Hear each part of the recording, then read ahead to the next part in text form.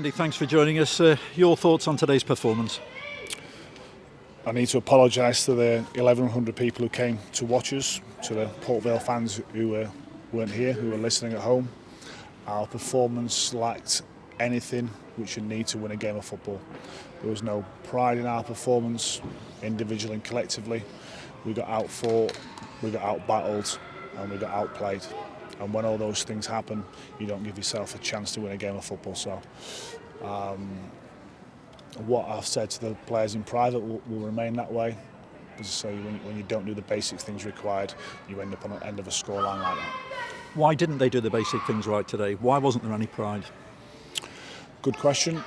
I think our preparation throughout the week, in terms of we knew what they wanted to do, we knew what we had to do, but it's all right having the plan with the ball and trying to control the game. Yeah, that the pitch is difficult, and maybe we didn't move the ball quick enough. But before you even get to that stage, you have to win duels, you have to win headers, you have to win tackles, you have to outrun your opponent when you're making a recovery run. You have to show desire to land on second balls and anticipate where the game's going to go. You have to use your body. You have to do a hell of a lot of things before you even come to the technical side of the game.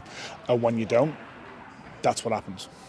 And that's everything you used to do as a professional. It's nothing to do with what I used to do as a professional. It's what every professional footballer has to do as a very basic requirement if they want to play in a successful team. If they want to be a successful footballer, they have to do the basics of the game, and we did not do any of them today. What did you say to the players at half-time? 1-0 down, the game was there for the taking, wasn't it? And then you got hit with a soccer punch, didn't you, second half, having started promising? We conceded a poor goal because we said we don't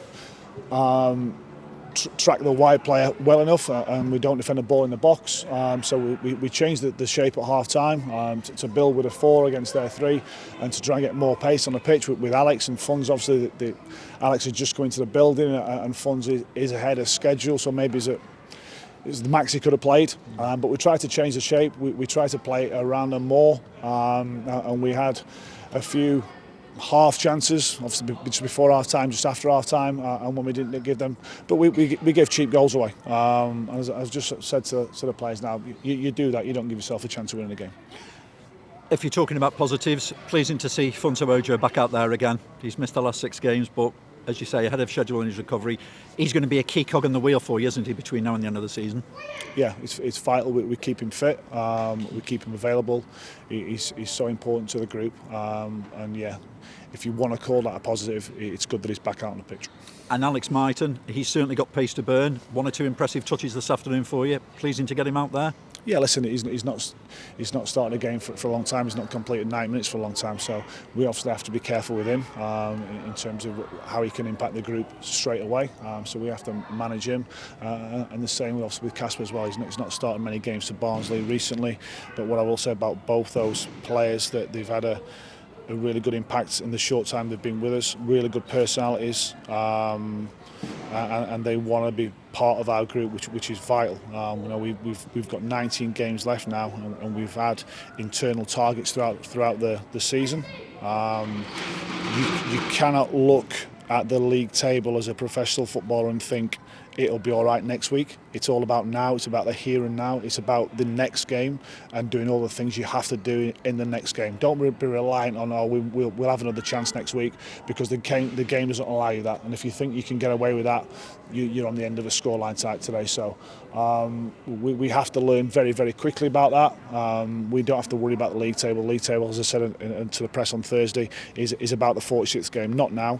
Play the game, do the game. Do what you have to do to win a game, and if you don't, you get found out. You want an immediate bounce back now, and they've got to do that Tuesday night against Leyton Orient, haven't they? Well, I hope this really hurts, and you have to think about what you've done and what you've done to impact this game. And if it wasn't good enough, which none of us can walk away from here today and say it was good enough, why wasn't it, and what can you do about it? Now, football rewards you because there's always another game, and we play again on Tuesday night. But if any of the players are selected by me to represent the football club, to represent the badge, they have to do a hell of a lot more than that. No Dangor in the 18 this afternoon. What's the reasoning for that? Quad injury. How frustrating is that? Because he's only just arrived at the football club, and is it going to be a long-term situation with him, or is it just a few weeks? He did it in the first half of the game last week. We've had an initial assessment, initial scan. We're obviously in dialogue with Manchester United about that, and it's going to be at least a couple of weeks. Obviously, fans were frustrated that no striker came into the building. I guess it wasn't for the want of trying before the deadline, is it? And what do you do now to kind of rectify that? Do you look to kind of try and bring in a free transfer to get somebody else into the building as well up front to help you out?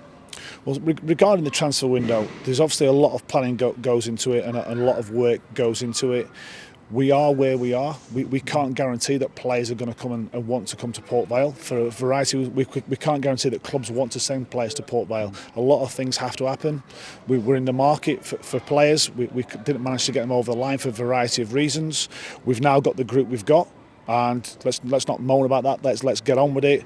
Can we bring in free agents? Yes, we can, if they're available, if they're ready, for whatever reason. But I'm more concerned about the group we've got now.